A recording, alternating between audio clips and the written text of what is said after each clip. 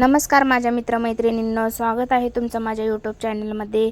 तर आज आहे बघा नवी माळ आणि मी आज काही शाबू वगैरे भिजत घातला नव्हता, तर म्हणलं चला वडे बनवूया आणि रेसिपी देखील तुम्हाला तुमच्यासोबत शेअर करूया। एक वाटी मी इथे शाबू घेतलेला आहे आणि कढईमध्ये थोडासा असा भाजून घ्यायचा आहे। त्याचा कलर देखील चेंज करायचा नाही, 1-2 ते 3 मिनिटे असा मस्त असा कमी गॅसवरती याला भाजून घ्यायचा आहे।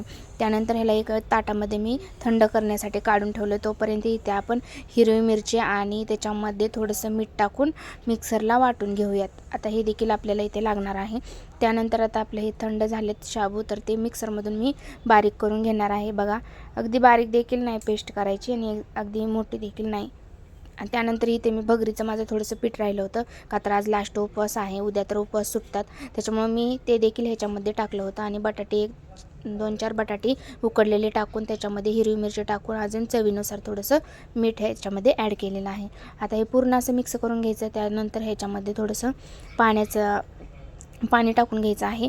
आणि आता ही मी बघितलं होतं का, तर मला थोडेसे बटाटे कमी वाटले म्हणून मी त्यानंतर ह्याच्यामध्ये अजून एक बटाटा ॲड केला आणि हे पूर्ण मिक्स करून घेतलं।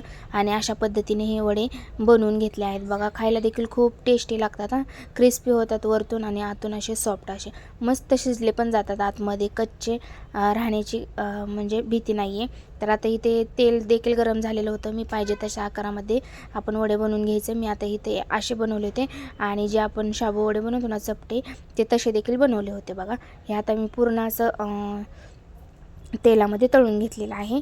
आणि त्यानंतर आता ते दुसरे वडे देखील मी ह्याच्यामध्ये ॲड करणार आहे अशा पद्धतीने। तर कशी वाटली आजची रेसिपी नक्की मला कमेंटमध्ये सांगा।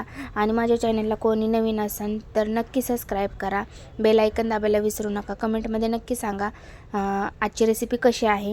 आणि आता तुम्हाला अजून दुसऱ्या रेसिपी पाहण्यासाठी नक्की मला सबस्क्राईब करा। तर हे बघा, आता अशा पद्धतीने आपली थाळी मस्तपैकी तयार आहे।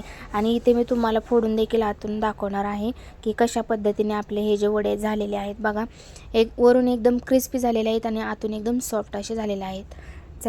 चला आता लाईक करा पटकन।